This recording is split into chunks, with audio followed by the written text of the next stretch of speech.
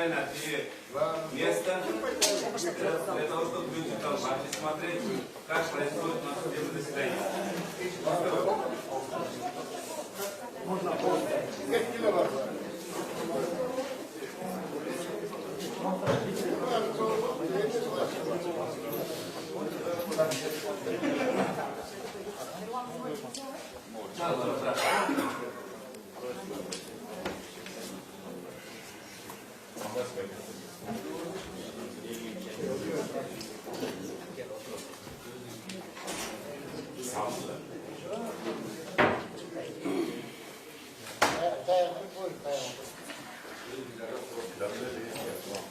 Еще раз здравствуйте всех, Карамайский Муслим, продолжается рассмотрение уголовного дела по обвинению Удатманова, Султанбекова, Санова, Танбаева, Ниязова и Сармбаева. Секретарь, доложите, кто явился?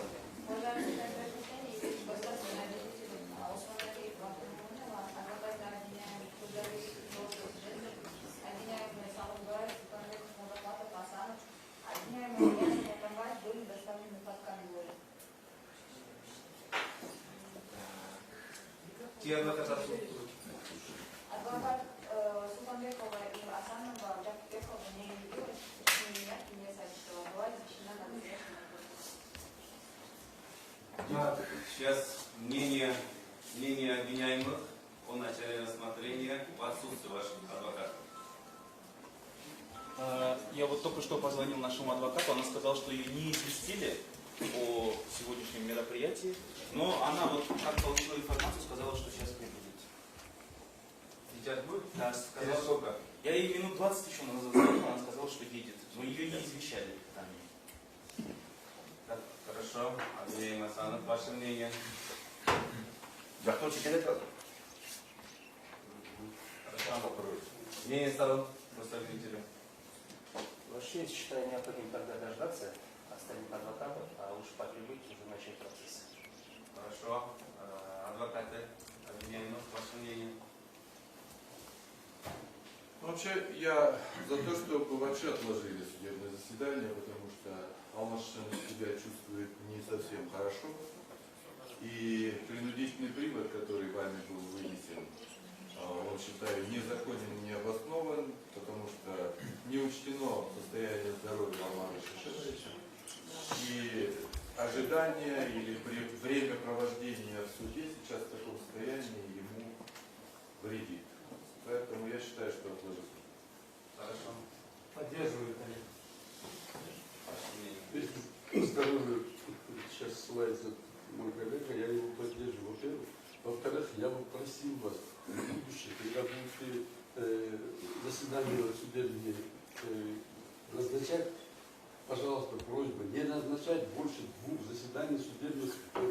У нас других дел тоже хватает. Если у нас одно вот это вот дело, у меня просьба такая, чтобы больше 2 дел в неделю не назначали. Мне все дела вставили сейчас, оказывается, получается. Я в прошлый раз только спешил в Верховный суд и не посмотрел, а потом смотрел, все дела уже, оказывается, там состыкуются. Хорошо. Ваше мнение? Ваше мнение? Хорошо. Обвиняем ваше мнение? Нет. Я поддерживаю ходатайство адвоката Юрия Следствия. Состояние здоровья сейчас находился рядом Владимира Шишевича, он относительно очень плохо себя чувствует. И считаю, что нужно отложить. Хорошо. Связной ум. Алмар Шишевич не будет отвечать на вопросы, поэтому я вам сразу заявление сделаю. Хорошо. Суд, выслушав мнение сторон, на месте постановляет объявить 15-минутный перерыв. Так, просим покинуть.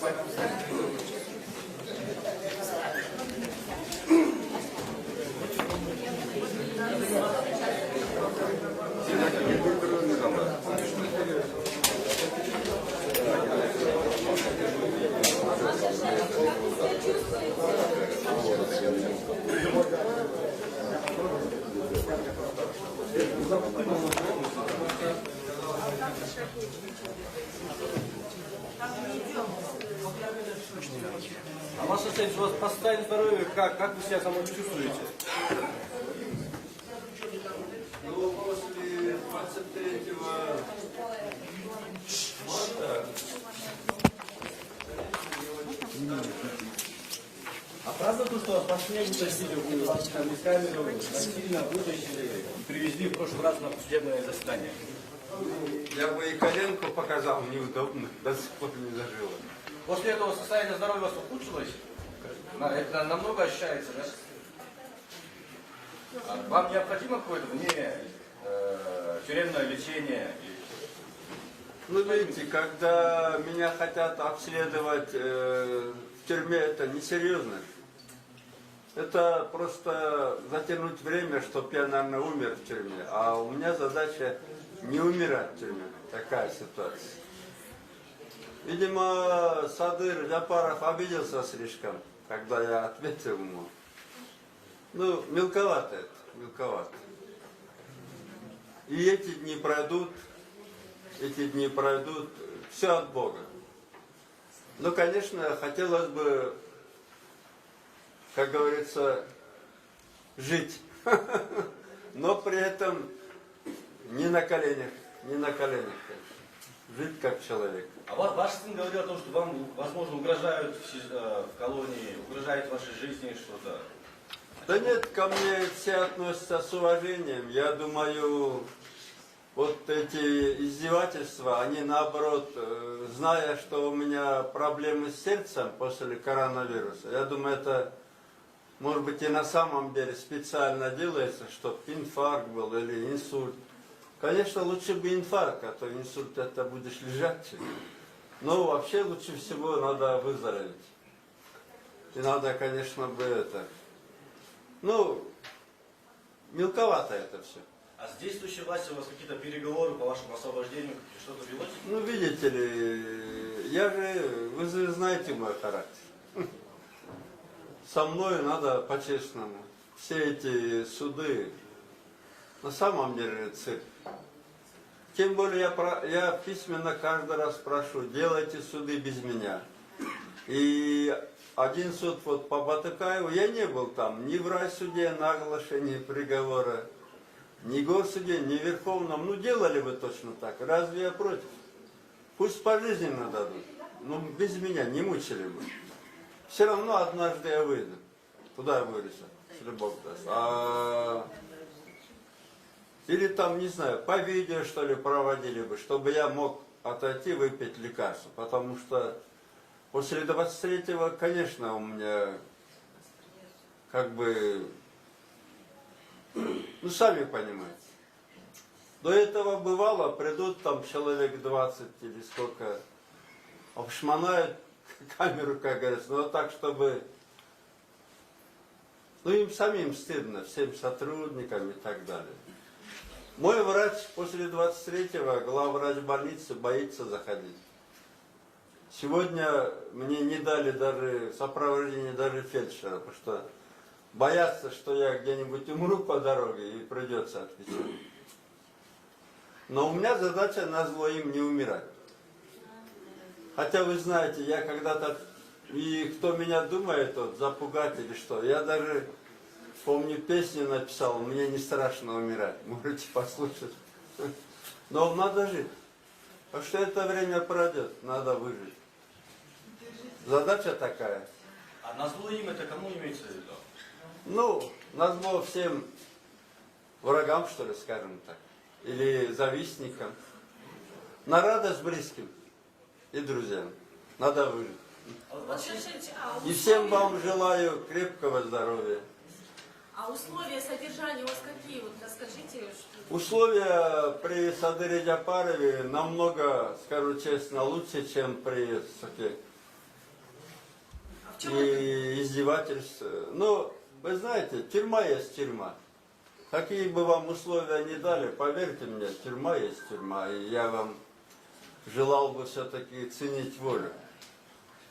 В общественности часто вот, вы и другие говорят о том, что судебная практика это плохая, суды подвластные. Но и при этом многие в общественности говорят о том, что именно вы дали поруку начаться вот этой судебной поруки под властями, что можете, как мы... Ну, вы знаете, это же идет фактически отбеливание Бакиевых, когда человека, того же Садыркулова, убили, сожгли, ДТП, Павлюка с окна выкинули, ДТП. Это сейчас как? За окошком дождь играет, Атамбаев виноват. При мне финансирование судов увеличилось в 5 раз. И должны были уже несколько лет все суды идти онлайн. Все было финансировано, все было проставлено. И должен был каждый судебный процесс идти по интернету. И люди должны были видеть. Это сейчас мода Атамбаева поливать. Вы еще не раз меня вспомните. Алмазбек Шаршенович, сиз мурдагы бийликтин тушунда кармалып камалгансыз, андан кийин бийлик алмашпады. Бийлик алмашкандан кийин сизге мамиле өзгөрдүбү? Эмне өзгөрдү ушу бийлик алмашкандан кийин? Эми менимче мындай да, кээ-бирде ойлосуң бирөөнүн алдында милдеттенмесин аткарып атабы Садыр Жапаровтарчы. Эмнеге мындай мен өзүм таң калып атам да. Же могу ушу жумада моундай күчөтүп атканы 7 апрелдин алдындагы кээ-бир адамдар айткандай Қазір деле сүйлөштүк, морбут Атамбаев Түргечте Максим, Жаныш, Бакиевтерди, Максимдерди алып келиш кыйыныраак болобу? Мен билбейм. Аны Садыр Жапаровтан сурагыла. Мамиле сизге болгон мамиле өзгөргөн жокпу деген суроо. Эми мындай да, мени Сооронбайдын деле Сокенин кезинде деле мындай жыңайлак күчкө салып алпарчы эмес сотторду.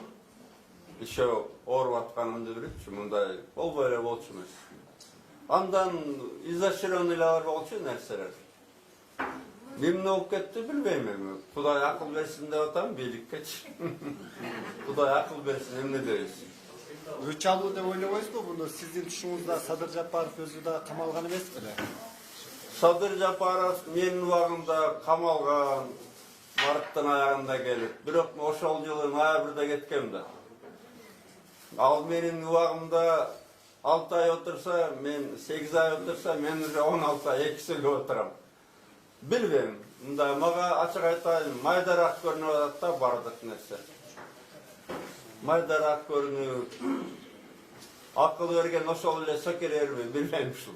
Убактысын сокеге окшоп, өч алдыга коротуп алып.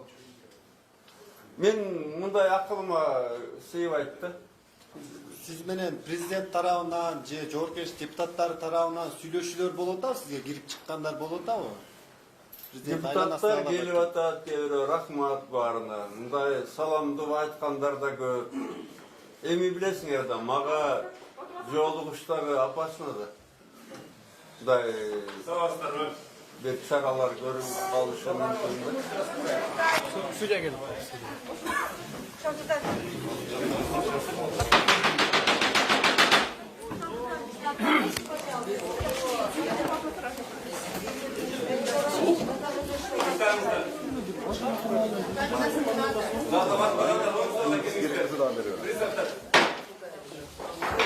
Пожалуйста, случится. Вы что делаете? Соблюдайте порядок. Нет, ну все равно так молчать тоже же нельзя. Соблюдайте порядок. Это же не дети же здесь.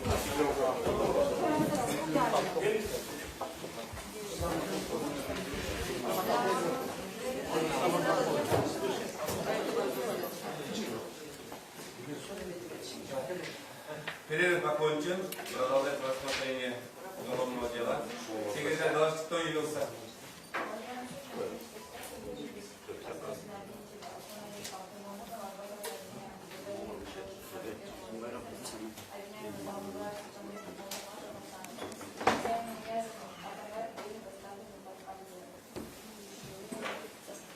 В данной стороны мы личности обвиняем Молдахматова, Султанбекова, Асанова, Ниязова, Сагымбаева мы установили. Правильно? Так. Обвиняем Атамбаев.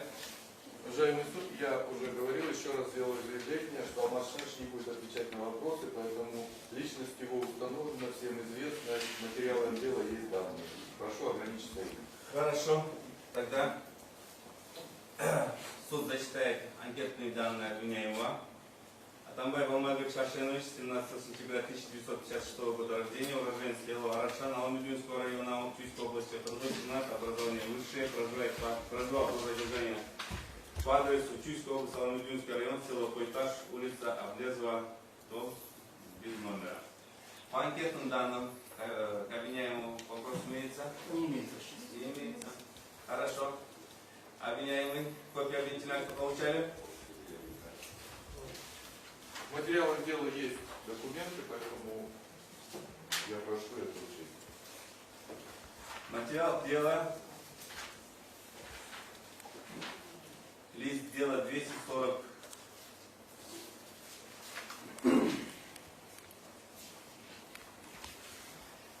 243. 30 марта 2021 года адвокат Царев получил обвинительный акт для передачи Атамбаеву. Так, для обвиняемого Атамбаева суд определяет состав. Данное дело рассматривается Первомайским районным судом города Бишкек в составе председательствующего судьи Сатимкулова, секретаря Тойчебековой, с участием государственных обвинителей Абдумоманова и Османалиева, защитников Слесарева, Джошуа, Жапукпекова и Тодалиева. Состав доверяете? Отводов нету? Есть. Заявление об отводе есть. Вы кого представляете? Уважаемый председательствующий, я представляю 3 обвиняемых, то есть защищаю Алмазбека Атамбаева, Фарида Ниязова, Таната Сармбаева. У меня имеется заявление об отводе в письменном виде, которое я желаю сейчас озвучить. Хорошо. Можно, да? Да, вы имеете право. Вот и проблема. Барей.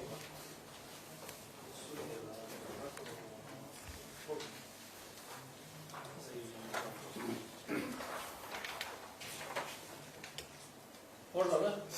Да. Уважаемый суд, в вашем производстве находится уголовное дело номер 1325/21Б3 по обвинению моих подзащитных Атамбаева, Ниязова и Сармбаева в совершении преступлений, предусмотренных конкретными статьями Уголовного кодекса. Мы считаем, что вы не можете рассматривать данное уголовное дело и подлежите отводу, поскольку имеются обстоятельства, дающие нам повод для сомнения относительно вашей беспристрастности и полагать, что вы прямо или косвенно заинтересованы в исходе данного дела.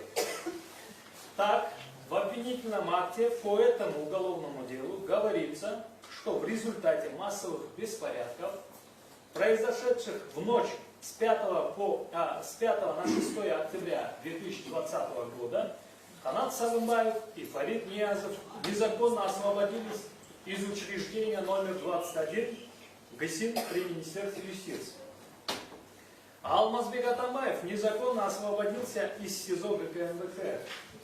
Однако, согласно материалам этого же уголовного дела, в результате массовых беспорядков 5-6 октября 2020 года из учреждения номер 21 ГСИН на основании вашего постановления и постановлений, вынесенных другими судьями Первомайского районного суда города Бишкек, были освобождены еще иные граждане, заключенные под стражей.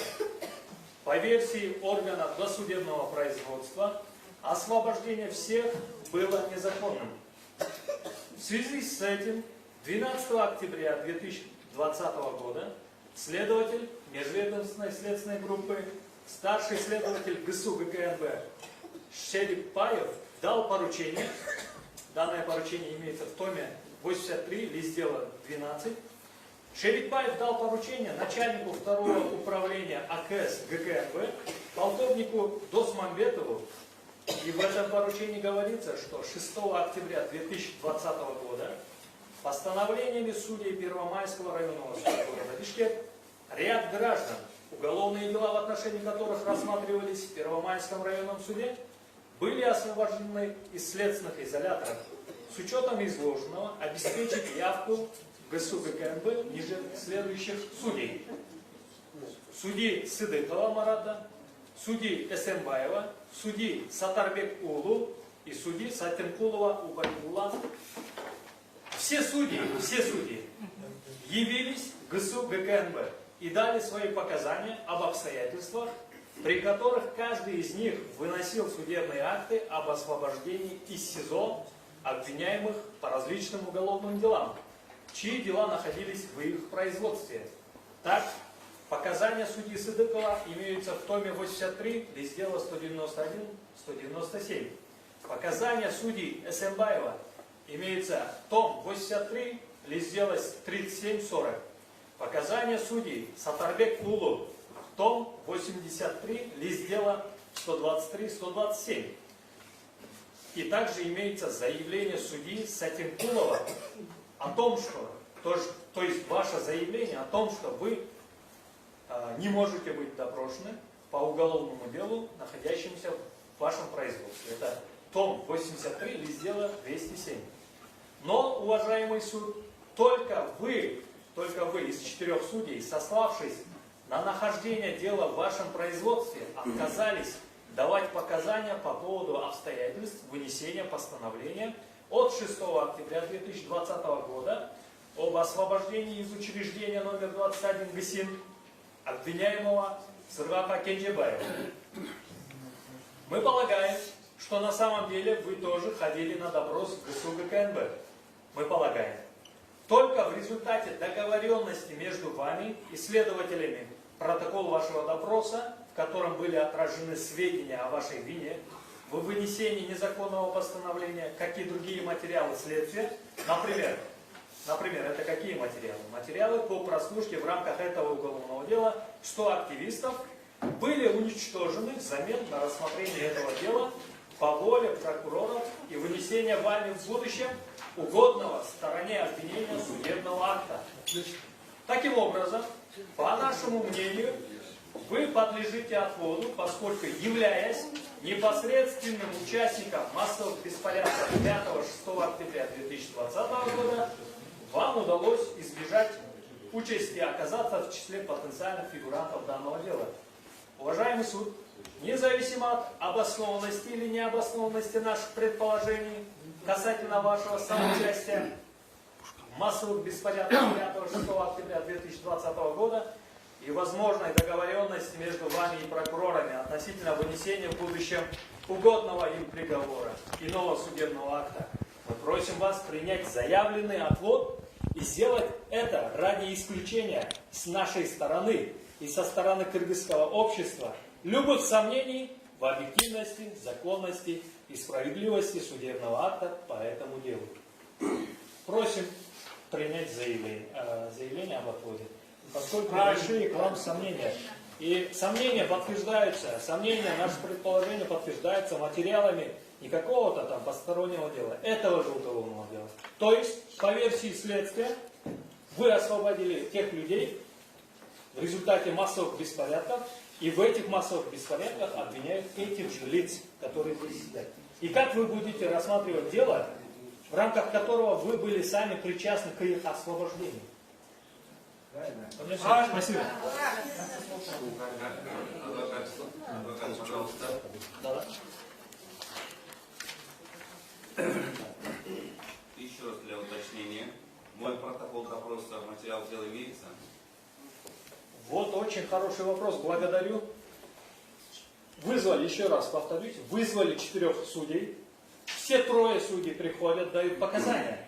Только вы, сославшись на то, что вы не можете давать показания по делу, которое находится в вашем производстве, отказались от дачи показаний. Но мы полагаем, что вы на самом деле давали показания. Ваш протокол вместе с материалами по прослушке 100 активистов, вы прекрасно знаете, что в рамках этого дела имелись постановления следственного судьи, на основании которого прослушивали около 100 активистов, но они сегодня в материалах не имеются. Их вот так взяли и уничтожили. Также мы полагаем, что ваши показания были уничтожены для того, чтобы в дальнейшем в зависимом положении от прокуроров и стороны следствия рассмотрели это дело в их пользу.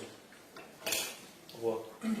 А почему тогда вопрос возникает? Почему из 4 судей 3 не отказались, также сославшись на нормы там, нормативно-правовых актов? Только вы отказались и вас не тронули, а 3 заставили давать показания.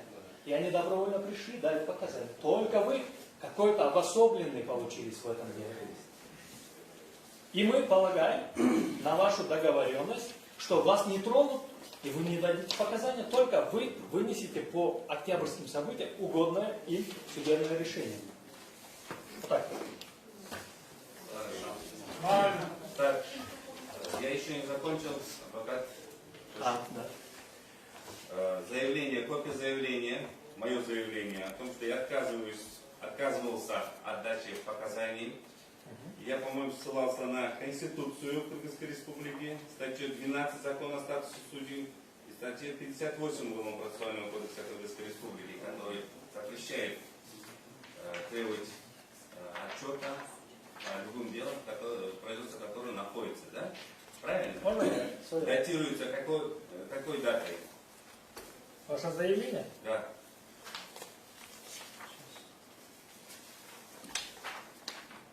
14 октября 2020 года.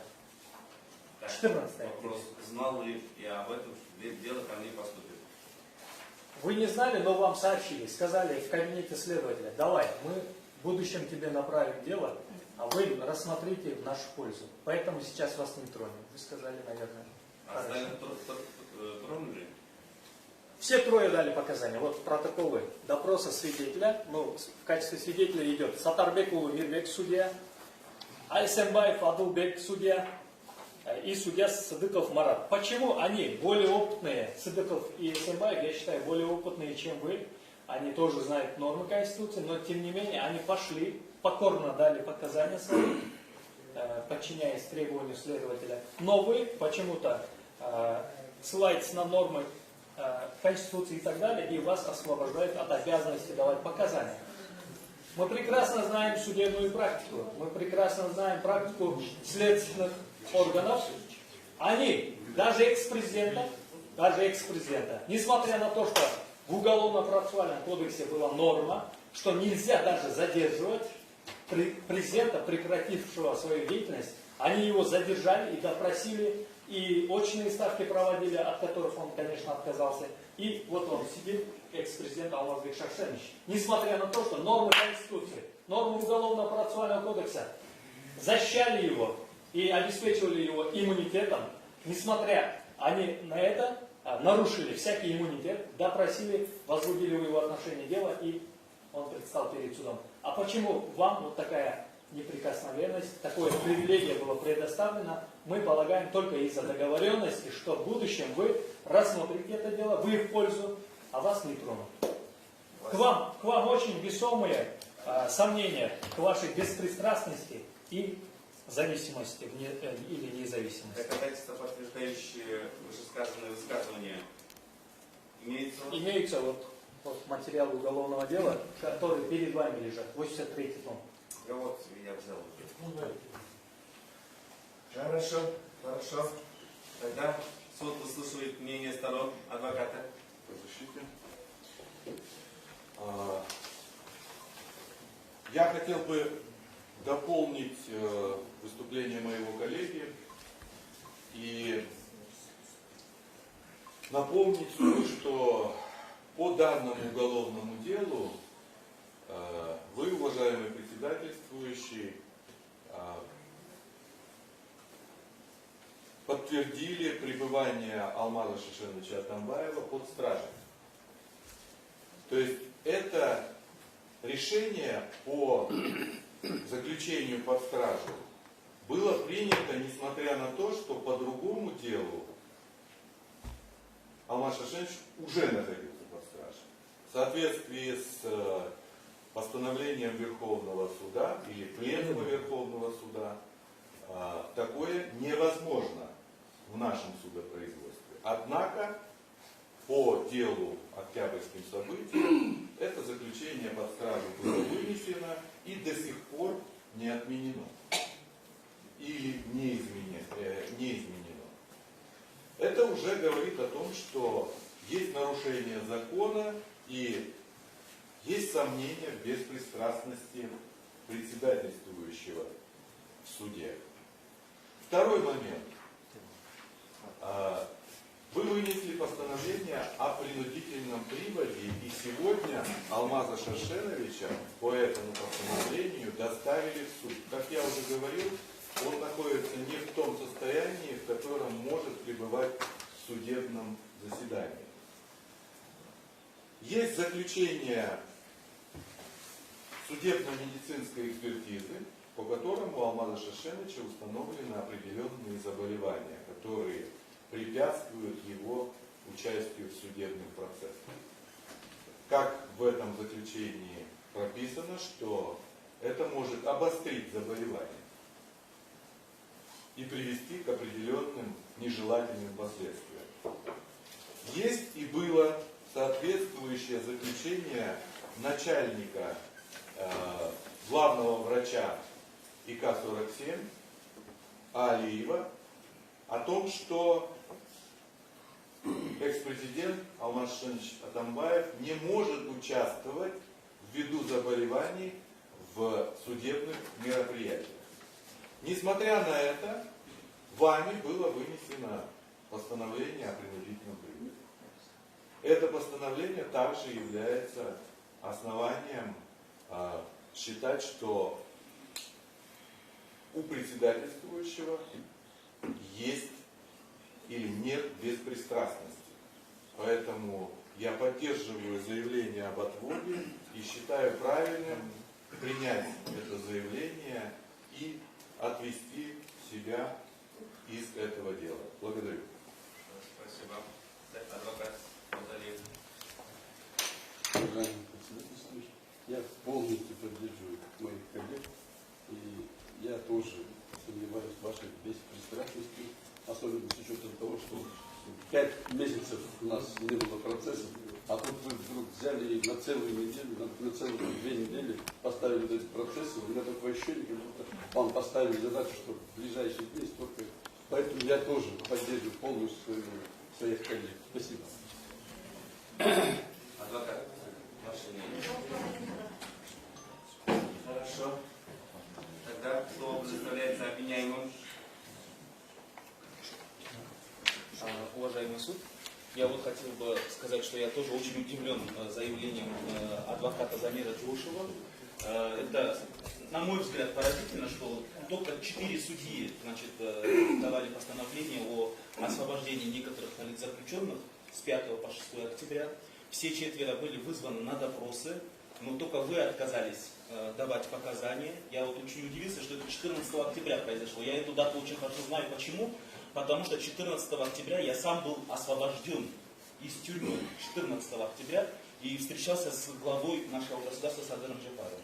И он мне открыто сказал, что сейчас, мы там много что обсуждали, я не могу здесь оглашать, что мы обсуждали, но в тот момент он мне сказал, что Сооронбай Джеймбеков принял ряд мер.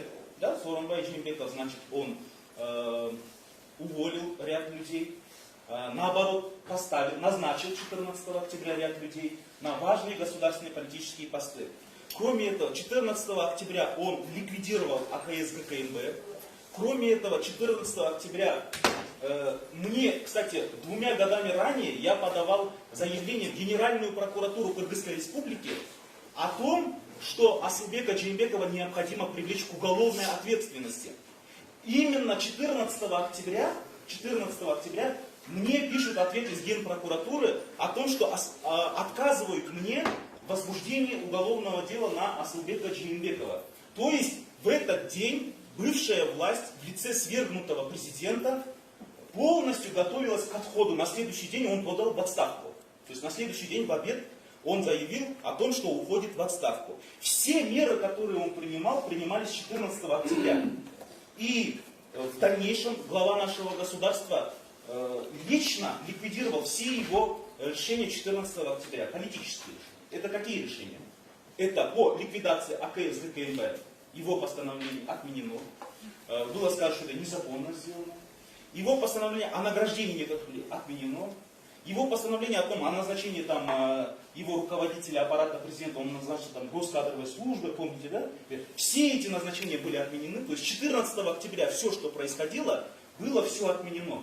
И вот вы, оказывается, 14 октября были в ГКМП, 14 октября, что меня еще поражает, вы знаете, что я вас уважаю, я просто очень уважительно отношусь, но вот после того, как несколько раз мы приводили судье очень много фактов, очень много доказательной базы относительно того, почему Фарид Аблязевич должен быть под домашним арестом, и он будет приходить. Вы все равно каждый раз это отклоняли, что удивило меня и показало, что вы не являетесь беспристрастным.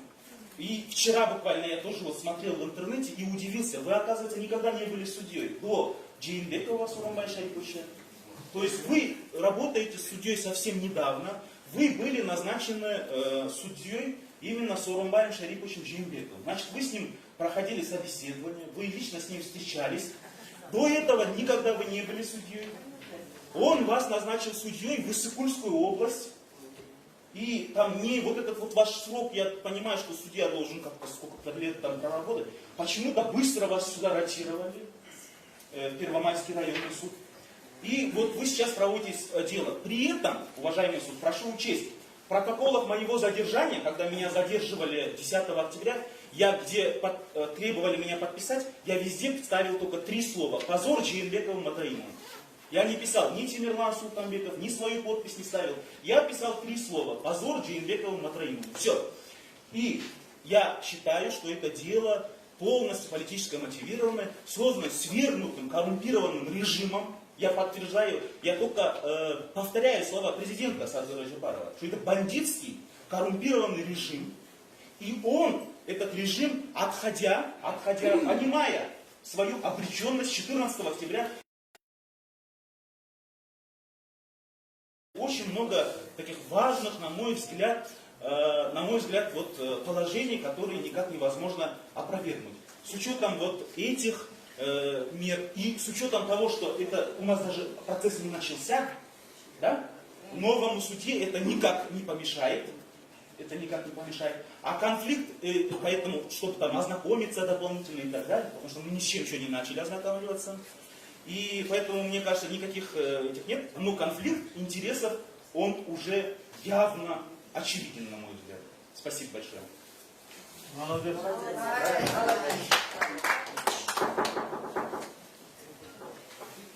Следующий. Урматтуу төрағалық кылуучу, мен адвокаттарымды толугу менен колдойм. Сизди чакырып келет элем, бүгүнкү айыптоочу тараптын заявленияларын кабыл албаңыз. Анткени Орхон Инамдынын соту боюнча соттук отурумда судья жаңы келген прокурорго көңүл буруп туруп, анын дело менен таанышуусуна убакыт берип, соттук отурумду аткылап өткөргөн. Менин билишимче, мына 4-чү прокурор алмашып атат, сиз эч кандай көңүл бурган жоксуз. Буларга мен ишенбейм, 101 томду бардыгын изучать этип чыкты, таанышып чыкты деп. Ошондуктан булар менин оюмча не имеет права заявлять.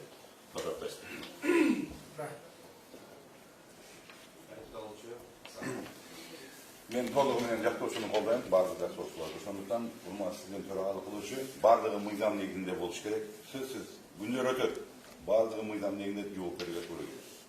Ошондуктан баардыгы мыйзам негизинде сизден талап кылам. Урматтуу төрагалық кылуучу, менин кошумча айта турган сөзүм бар. Биринчиден, мына эки жактоочубуз Замир Жошовдун келтирген жүйөсү абдан жүйөлүү деп эсептейм.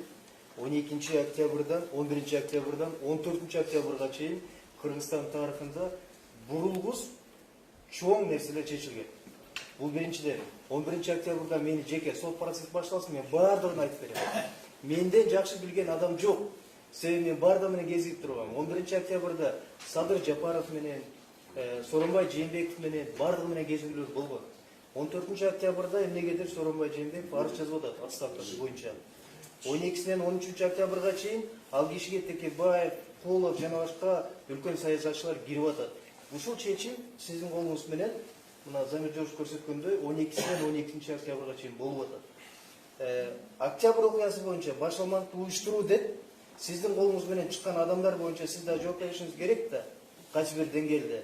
Эмне үчүн башка 3 сот жооп берет, сиз жооп бербейсиз? Эмне үчүн биз күнөөсүз, эч айыпсыз абакта жаттык, мисалы мен 10 ай. 10 айдын ичинде сиздин чечимиңиз менен мен чыккан эмесмин. Мен Бишкек шаардык соттун чечими менен чыккам. Сизге 5 ай бою мени жактоочум, буякта жактоочулар жана айыпталуучулар жүйөлөрдү келтирип атты. Эч айыбы жок, эч күнөөсү жок, отурабыз деп. Бирок уккан жоксуз. Мен Бишкек шаардык соту менен чыккам. Ошондуктан бул биринчи себеп, мен ишенбестигим. Экинчи себеп, менин камалганымдын да себеби бар, саясий чечим. Сөз эркиндиги, демократиялык принциптер боюнча дагы бир чоң себеп болгон. Жакында сиздин чечимиңиз менен Нурбек Токтакунов 5 күндүк абакка алынган. Сөз эркиндиги боюнча Украина Россиядагы митинг. Эми башка нерсе, бирок сиздин чечимиңиз менен Кыргызстандагы сөз эркиндиги буула турган биринчи кадам болгон. Бул экинчи жолу себеп. Үчүнчүсү, мен эмне үчүн жеке ишенбейм. Анткени мен дагы мындай темир тор артында отуруп, сизден абдан көп суранганбыз.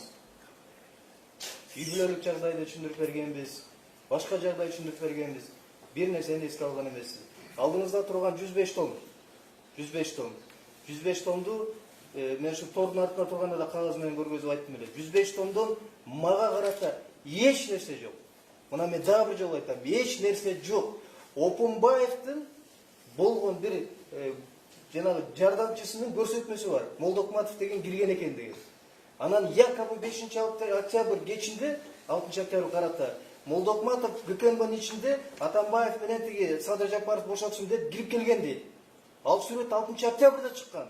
Кеп качан жүрөм, жанымда Турганбаев жүрөт, Мелис Турганбаев. Аякта тиги ким жүрөт? Суаналиевдин чакыруусу менен барганбыз. Мекенчилер жүрөт. Эмне үчүн алар чакырылбайт? 5-чи мен ойлойм бул абдан жүйөлүү себеп. Прокурорлорду мен деле билбей калдым канчасы келди. Сиз сурап койгон жоксуз. Эмнеге алмашып атасыңар? Эмне себеп болду? Мисалы мен үчүн маанилүү. Өткөндө прокурор келди, мен атын деле билбей калдым. Бирок кишини интернеттин баардыгы билет. Интернетке чыккан, коңчулук баардыгы билет. Ал киши жанагы сөз эркиндиги боюнча митингге чыгып, сиз айып чыгарып атканда ошо киши айткан, улуу урматтуу президентибизге эмерде каршы сүйлөдүңүз, андай болбойт деп прокурор жооп келтирип, анан сиз чыгарган чечим болгон деп интернетке чыгып жүрөт. Кайсынысы үчүн билбейм. Ошо киши келген, бүгүн ал жок, башка отурат. Бул кишини билбейт экен ким экен. Айыпталуучуларды биз баягы мен мамлекеттик айыптоочуну биз билишибиз керек да, урматтуу төрагалык. Сиз сурап койгон жоксуз. Мен соттун курамын жайлаганда, соттун курамын жайладым. Төрагалык кылуучу Сатынкулов, Чубекова, мамлекеттик айыптоочулар Абдомунова, Осмоналиев деп айттым го. Неге алмашып атышат? Бат-баттанчы. Анткени мындай болду да, урматтуу төрагалык кылуучу. Өткөндө эки биздин прокурор бар эле, тиги эже келди, мен атын билбейт экенмин. А киши мурунку соттук процесстерде именно туура эмес чечимдер чыгарганга ошол киши катышып турат да. Именно ошол кишинин сөзү менен анан сотто туура эмес чечимдер чыгарат. Мен ошондуктан абдан мындай бир күмөн санап калдым. Анан 6-чы себеп, урматтуу төрагалык кылуучу, урматтуу жарыянын катышуучулары, бул күндөр өтөт. Бул күндөр өтөт. Бунун баары убактылуу. Баардыгы убактылуу. Урматтуу төрагалык, сизге дагы бир жолу айткым келет. Бир кезде ушул залдарда 9-чу, 10-чу, 3-чү залды тандайлы деп азыркы президент катышып отурган. Анын ордунда ушундай жактоочулар, тарапташтар ыйлап, анын жакындары кайрылып турушкан. Тиги төрагалык кылуучу деп. Бир кезде аны актаган Зулушев, бүгүн башкы прокурор. Бир кезде а кишилерди соттогон соттор бүгүн жумушу жок жүрөт. Ал эми Кыргызстанда качан адилеттүүлүк пайда болот? Качан? Качан бирибизди ушинтип жүрө беребиз куугунтуктап? Качан сотто закон аткарылып, муну камаш керек, муну отуруш керек, муну сүйлөп атат көбүрөөк, муну отургузгула, оозун жабыш керек деген качан токтойт? Качан биздин мамлекеттик айыптоочулар 105 томду ачып көргүлөчү айланайын, ачып калачы. Иш жок ажыр, эч нерсе жок. Мисалы мен далилдеп берейин. Yok, azı keltirgen. Жоқ, мен өтініш бойынша айтып отырмын. Эмне үчүн мен ишенбейм? Эмне үчүн ишенбей атам? Анткени айыптоочуларда бир сурап койгон жок да. Ушу тергөө кандай жүрдү?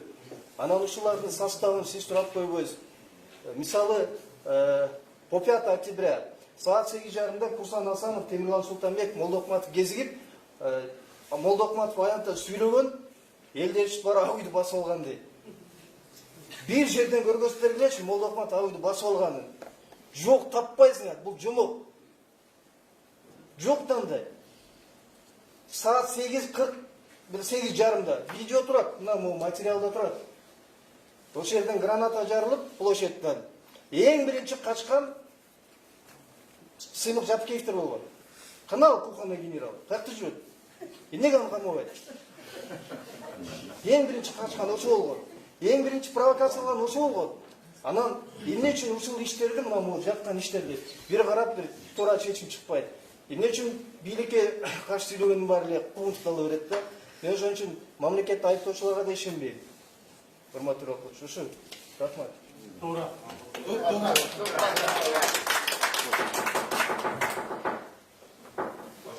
Кошумча бар. Мен кыскача айттым, урматтуу төрагалы кылуучу. Мен процесс башталганда сизден өтө көп өтүнүп кеткенди. Ушул жерде турган айыптоочуларга дагы тилекке каршы бүгүн мына 2-3 жолу өзгөрүп отурат. Сиз тарыхта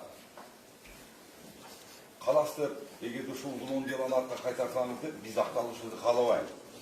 Акыйкат чындык болсун деп азыркы бийликке, азыркы мамлекетке башчыга чындыкты көрсөтүү үчүн ушул кайсы гана судья болбосун 105 томду артка кайтарып чындык тергөө болуш керек.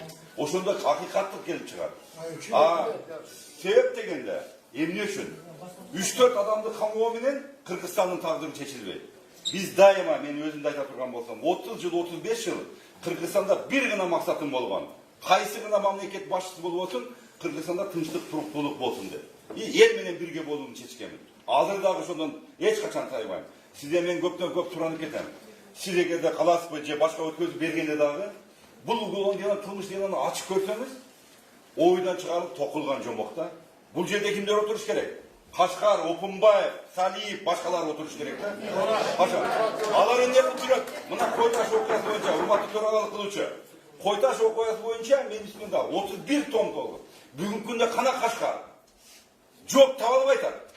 А менин үй бүлөмдө уулумдан бери бардыгын алып келип отурат. А биз мыйзамга баш ийип отурабыз. Биз чындык, акыйкат болуш керек да. Эмне үчүн Кашкарды таппайт? Эмне үчүн сотко алып келбейт? Мына жактоочуларым отурат. Мен айтпайын дедим эле. Бирок чындык чыгат. Акыры келет. Анан урматтуу, мен өтө сыйлайм. Кулушуп Курманкулду. Ооба кыйынчылыкта өскөн. Сиздер айтып барыңыздар. 105 томду 5 томун окусун. Бул жерде чындык жазылган. Сотрудниктер айтып атат, ким басып алганын, ким министр болом дегендеринен бери. Мен өмүрүмдө мына баланы көргөн эмес, мен ул менен тең. Ушуга кошуп коюптур мен агуйду басып алды. Бир сүйлөшпөсөм, ооба мен жүргөмүн, ким менен жүргөм? 14 партиянын лидерин көргөмүн. Мен көргөзмөдө бар бардыгы. Бардыгы лидерлер турган. Мен чындыкты элге айткамын. Мен ошондо айткамын, Кашкар коркпой чык, жекеме-жеке сүйлөшөлү деп. Элдерге ок атпагын деп туруп. Мен күндүз айткамын саат 3-тө. Эмне жамандык кылганмын? Мен Сооронбай Шариповичке айткамын. Өз убагында чечимди чыгар, бардыгы жакшы болот деген. Эмне күнөө ал? Мына алар жок. Алардын куйруктары бар, бүгүнкү күндө ушуга чыккан. Сизден суранып кетем, айтыңыз. Беркемдик судьяга да айтыңыз. Сизден башкасы келсе да ушул көрүнүш болот. Өтө суранам. Сиз адамгерчиликсиз бар, бирок бир принципиалыңызды көргөзүп коюңуз. Возможно, сиз 5 күн иштеп кетерсиз. Бирок сизден калган бала чакаңыз өмүр бою кыргыз эли айтып жүрөт. Азыркы кылган бийлигиңизге да жакшылык болот. Возможно, азыркы мамлекет башчылары муну окуган жок, мен билем. Эч ким окуган жок. Бардыгы билет. Бирок ички иштер министрлиги тергегенде бул жерде. Бардык көз боемолуп, чыныгы жомокту токуган. Өздөрү да билбейт, уголовный дело эмне бар экенин.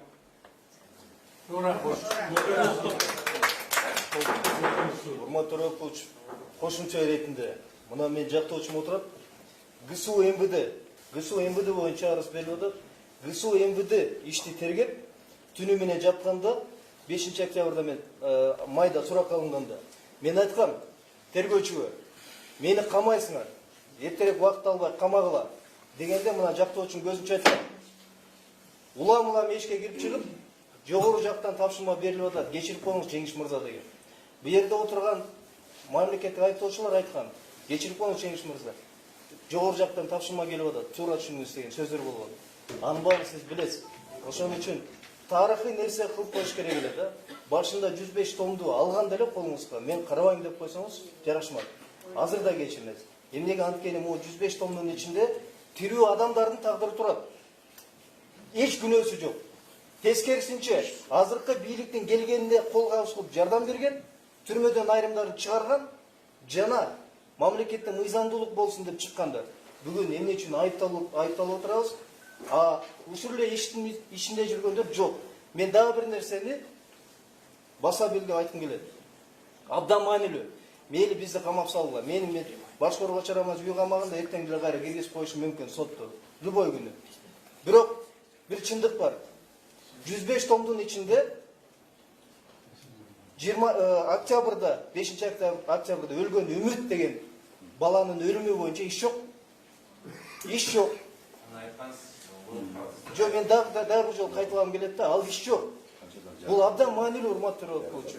Биз мейли миңдеген жабыркагандар бар, 250 жаракат алгандар бар. Эмнегедир Үмүттүн иши жок. Мен ачык айтайын, Үмүттүн иши боюнча могу 105 томдун ичинде мындай да көрсөтүлгөн. Граната жарылган, чөнтөк жагынан табылган. Аны Үмүт өзү барып гранатаны алып, өзү жарылып, өзү өлгөн дегенге алып барышат. Азыркы иш боюнча. Сиз ушуну билесиз. Анткени ишти так жазылып турат. А бирок бул ишке кирген эмес, сиз ошону карап атасыз. Ал Үмүттүн өлүмү боюнча Кашкар Жунушалиев, Опунбаев эң биринчи жоопту. Себеби октябрь окуясында площадьта турганда биздин атыбыздан меморандумга кол коюлуп, 12 партиянын ичинен 11 партия кол койгон, мекенчил койгон эмес. Биздин атыбыздан Кубатбек Бороновго сүйлөшүүгө барышкан. Боронов айттырган, тезирээк кетип калгыла, азыр чабуул башталат деген. Мына ушундай сөз болгон. Эмне үчүн буякта Боронов жок? Ошон үчүн сиз ушунун баарын билесиз. Азыр да кеч эмес. Тарых кайталанат. Мен карабайм, ишти артка жылдыргыла деп койсоңуз, тарых алдында таза болосуз. Уважаемый суд, дайте другим здесь. Уважаемый суд, тоже сейчас хочет. Сначала адвокат, давайте. Вы хотели выступить, да? Нет, я пришел, поэтому я приношу свои извинения за то, что я опоздал. Но я прослушал значительную часть выступления Джошева, прослушал выступления всех. Я очень с большим уважением отношусь ко всем выступающим. То, что они сказали, это тоже имеет основание. В то же время я знаю вас лично.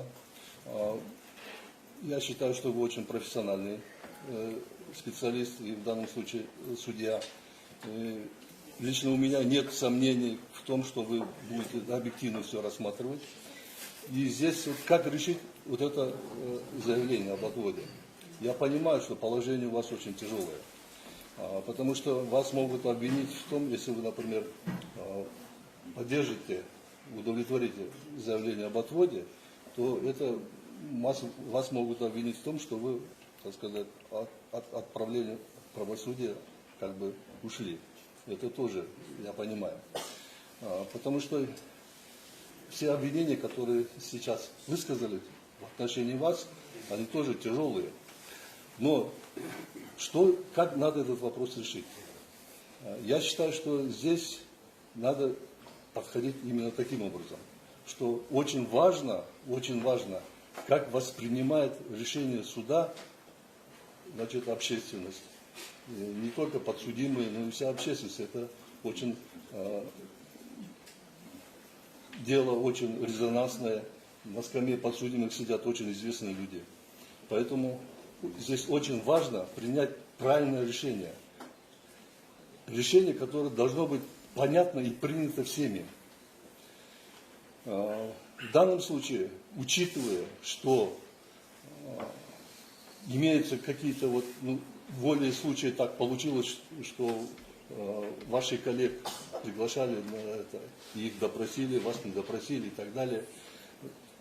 Учитывая все эти моменты, здесь очень важно проявить уважение к тем людям, которые имеют сомнения в вашей беспристрастности. Именно поэтому я полагаю, что в данном случае вы должны удовлетворить данный отвод и указать в постановлении своем, что вы не принимаете все эти обвинения, которые в отношении вас высказались, но вы, учитывая, чтобы общественность, у общественности не было вообще никаких сомнений в будущем, так сказать, судебном решении, вы удовлетворяете отвод. Поэтому именно так я прошу вас подойти в данном случае. Поэтому я считаю, что лучше надо удовлетворить в данном случае отвод.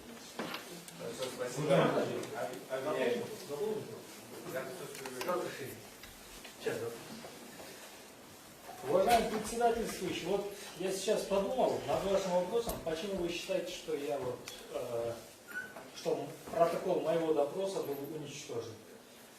Я вот хотел бы внести уточнение, может, этот протокол не был уничтожен, возможно, этого протокола вообще не было, но вопрос именно в этом же.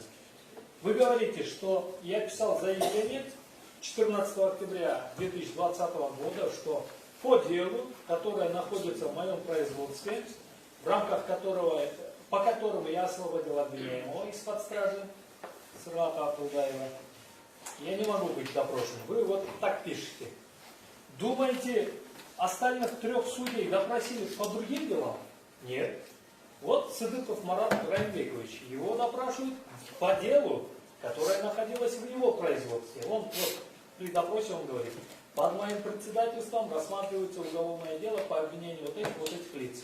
И вот, по существу дела, которое он рассматривал и по которому он освободил обвиняемых из-под стражи, его допрашивает следователь Байбасунов, и он дает показания. Следующий судья, Сатарбек Улумирбек, тоже дает показания следователю Токтосунову по тому делу, которое находится в его производстве.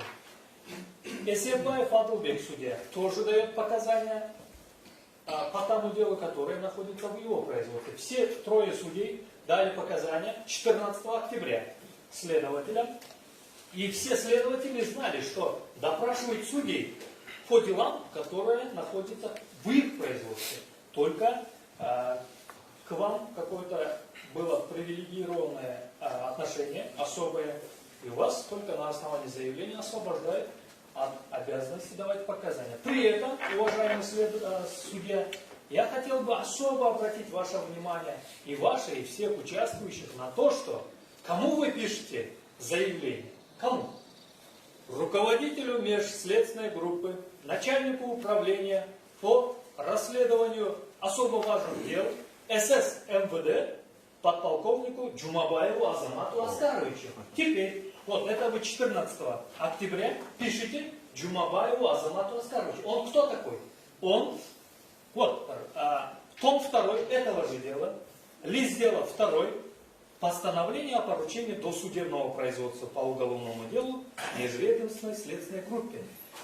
Первый заместитель генерального прокурора Дарданов поручает расследование октябрьских событий кому? Следственной группе. Во главе этой следственной группы кто стоит?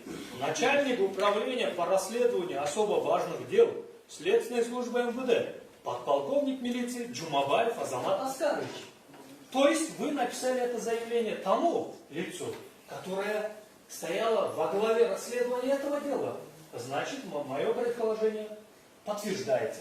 Вы договорились с Джумабаевым Азаматом Аскаровичем, что в итоге это дело они расследуют и передадут вам, а вы рассмотрите так, как им угодно. У меня все.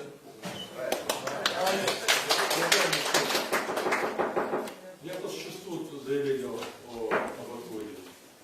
И почему он подлежит удовлетворению. Во-первых, если смотреть все эти тома, 105 томов уголовного дела, то, знаете, уважаемый судья, уважаемый председатель, то согласно этим томам уголовного дела, мы с вами в одинаковом положении. Потому что вас вызывают допрос в связи с обвинениями следствия о незаконности вынесения решений об освобождении людей из СИЗО. И нас вызывают допрос по обвинениям в том, что мы что-то незаконно делали. Точно так, как вы написали в своем заявлении о том, что вы не нарушали Конституцию и законы, точно так же мы на допросах указываем то, что мы не нарушали законы и Конституцию. Так ведь? Так. То есть, просто-напросто здесь выборочно следствие выбрало нас в виде обвиняемых, видим потом, ну, понятно, по определенным мотивам, а вас оставили в покое. Но не исключено, что, учитывая, что в материалах дела есть обвинение в незаконности судебных актов об освобождении из СИЗО под домашний арест определенных лиц, не исключено, что точно так, как нам предъявили обвинения, точно так такие материалы в отношении вас будут направлены в дисциплинарную комиссию Совета судей для принятия решений о вашей небезупречности. Это очень даже возможно, потому что материал уголовного дела оставляет для этого очень много возможностей. Поэтому я считаю, что вы являетесь таким же фигурантом данного уголовного дела, какими являемся мы сегодня обвиняемые. Точно таким же фигурантом, как и мы. В связи с этим вы не можете вести данный процесс, тем более в качестве председательствующего. Я считаю, что это будет разумным и правильным решением принять отвод и дать возможность другим заниматься этим делом. Спасибо. Дополнить. По существу. Уважаемый суд, вот вы, когда уточняющие вопросы задавали в том числе, вот, что вы давали, что в соответствии с Конституцией и Уголовно-процессуальным кодексом вы не обязаны давать отчет там кому-то и так далее. Вот экс-президент Алмаз Шенч Атамбаев точно по таким же, точно такие же давал. Конституция, говорит, там есть закон, обратной силы не имеет. И в УПК написано, что экс-президент не имеет права приглашаться на допрос, вызываться без решения суда. То есть, несмотря на это, был осуществлен вооруженный государственный захват, и все это осудили и так далее, и так далее, и так далее. Теперь, вы даете точно такое же пояснение, точно так же говорите, нарушается Конституция, законы. Единообразное применение необходимо.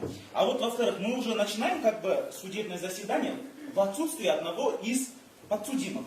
Вот в тексте обвинительного акта, который мне представила прокуратура, следователь, потом подписала прокуратура, без конца пишется, да, вот, Атамбаев, Султанбеков, Ниязов организовали, Атамбаев, Султанбеков, Бабанов, Атамбаев, Султанбеков, Бабанов, Где Бабанов? Вот сегодня вот идет, везде пишут, давай Султанбеков, Бабанов, Султанбеков, Бабанов. Вот у меня вопрос просто. Одному человеку, который в обвинительном акте, тексте, он присутствует, он летает, лечится за рубежом. Более того, мы видим, что он присутствует и может прекрасно сидеть, разговаривать, очень хорошо выглядит. И я не вижу препятствий для его участия в судебном процессе, тем более, если он мой подельник. Вот в рамках представленного документов правоохранительными органами, везде пишется, что я вместе с ним что-то там организовал. А почему тогда он не присутствует? Я должен вместе с ним тогда сидеть? И вот вопрос третий. Уважаемые господа, очень много интересного сказали. В ходе дела мы разберем. Но я прежде всего хотел бы также еще раз напомнить, что Первомайский районный суд, не только Первомайский есть, и Октябрьский, и Ленинский у нас есть, слава Богу, да, и другие. И вот раз уж этот суд сам по себе в событиях октября очень сильно был привлечен, сам суд, его коллектив является как бы участником, возможно, стоит и передать. Вместе с тем, суд, я прошу учесть тот факт, что, я еще раз повторю, председатель Центральной избирательной комиссии Кыргызской Республики, да, это конституционный орган ЦИК. Они заявили о том, что в октябрьских событиях виновато Министерство внутренних дел Кыргызской Республики. Открыто председатель ЦИК говорит, в революции виновата МВД. А как Министерство внутренних дел может вести это дело тогда? Если глава ЦИК говорит, что виновата МВД, потому что они своевременно не проводили расследование по фактам подкупа, не проводили это, все, мы бы, ЦИК говорит, исключили партии, и не было бы никакой революции. Вместе с тем МВД ведет это вот дело. Как так? То есть надо было отдать дело ГКМБ, потому что и само государственная безопасность, стабильность в стране, это прежде всего работа Государственного комитета национальной безопасности, где есть правильные, сильные следователи, и при этом один из крупнейших государственных органов, независимых, он открыто говорит о том, что виноват МВД в событиях. И МВД проводит следствие, предъявляет нам обвинения, а суд над нами, значит, проводит человек, которого самого вызывали вот на допросы и так далее. Поэтому вот все эти тоже моменты просим учесть. Спасибо большое. Будете выступать?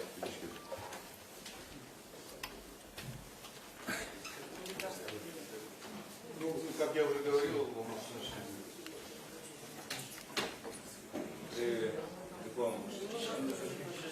в таких процессах всегда мы обязаны выслушать мнение. Хорошо. Мнение государственных обвинителей. Уважаемые председательствующие, уважаемые участники сегодняшнего процесса, в данное время мы рассматриваем заявление от адвоката Дюшева относительно лишь одного вопроса о отводе вас от рассмотрения данного уголовного дела. И исходя из данного поставленного вопроса, я бы хотел обратить внимание стороны защиты и также участников процесса, что в Уголовном процессуальном кодексе есть четкие определения, четкие основания, по которым возможно данное ходатайство подлежит к удовлетворению. А это 65-я статья, которая обратно же отсылает на 62-ю, 3-ю, 4-ю статей УПК Кыргызской Республики. Однако в самом заявлении в ходатайстве стороны защиты именно лица адвоката Дюшева были приведены, на наш взгляд, лишь его предположения или его лишь домыслы, которые ничем, какими-либо фактическими данными не были подкреплены. Поэтому ввиду необоснованности данного заявленного ходатайства мы просили бы в удовлетворении этого заявления оставить без удовлетворения, то есть отказать. Ваша честь, примите к сведению, те судьи, которые вели допрос, они вели дело политзаключенных. Он вывел Часынгата Кенжебаева, у которого было дело по мошенничеству. Там иск только на $500 000. Никакого отношения к полиции этим нет, к хайдашским событиям он не имеет. Сынгат Кенжебаев со мной сидел в одной камере. Ошоны чыгарганса 300 000 доллар тут эмес исти. Я полностью поддерживаю свою коллегу. Прокурор Касательно УК, уважаемый прокурор, хотел бы ответить, что в УК есть норма 62-я статья, там прямо оговаривает, что свидетель не может участвовать в суде в качестве судьи и так далее и тому подобное. То есть прямо убиваем норму. Поэтому, так как судья был допрошен в качестве свидетеля, но он отказался, это не освобождает его от того, что он был допрошен, его пока не имеет материала дела, он уже не имеет права участвовать в качестве судьи. Чисто по УК. Если чисто по УК, то, уважаемый адвокат Дюш, когда представьте тот протокол допроса, который, по вашему мнению, товарищ судья Татенкулов давал показания по этим же вопросам. И я закончу, да? Позвольте. Судья, значит, вначале также у вас уточнил, вообще имеется ли такой протокол, такие показания. Вы потом сказали, быть может, его и нету. Но это ваше предположение же. Если есть, представьте тогда, мы тогда будем рассматривать это по существу вопроса. Но это уже ваше предположение, поэтому считаю необоснованным, поэтому прошу оставить без удовлетворения. Хорошо. Ваше дополнение. Прокуроры правы в том, что судья при вынесении решения должен руководствоваться законами, в том числе Уголовного процессуального кодекса. Конечно, УПК. И я в своем заявлении конкретно ссылаюсь на статью 65. А статья 65 Уголовного процессуального кодекса – это отсылочная норма, часть первая, которая направляет на статью 62. 62 статья Уголовного процессуального кодекса, часть 2. Что здесь говорится? Лица, указанные в части 1 настоящей статьи, то есть в том числе судьи, не могут участвовать в производстве по уголовному делу, также в случаях, если имеются иные обстоятельства, дающие основания полагать, что они лично, прямо или косвенно заинтересованы в исходе данного уголовного дела. Я перечислил в своем заявлении и в своем выступлении факты, которые нам дают основания полагать, что вы прямо, косвенно и лично заинтересованы в исходе этого дела. Потому что вы лично написали заявление тому лицу, которое стоял во главе расследования этого дела. И этот человек в итоге передает это дело вам на рассмотрение. Ну все же я обосновал, зачем повторять. Спасибо. Дополнение тоже. Раз все это, я просто к тому, что выступил товарищ. У меня, во-первых, был бы один вопрос. 105 томов, вот этот молодой человек, который только появился, когда он успел с ним ознакомиться? Это во-первых. Во-вторых, он говорит, что у нас, говорит, у инженера Дюшева предположения. А вот на этих предположениях мой подзащитный Молдокматов с мая до февраля месяца он сидел только на одних предположениях. Когда я задавал вопрос Качугуру, который участвовал, у вас есть достаточно оснований? Он сказал, нет, у нас предположение. И вот так вот несколько раз продлевали меру пресечения насчет. Вот именно прокуратура продлевала на предположениях. Спасибо, Ваше честь. Все. Тогда суд с 8 сторон постановляет. Согласно статье 124 Уголовно-процессуального кодекса Крымской Республики, ходатайство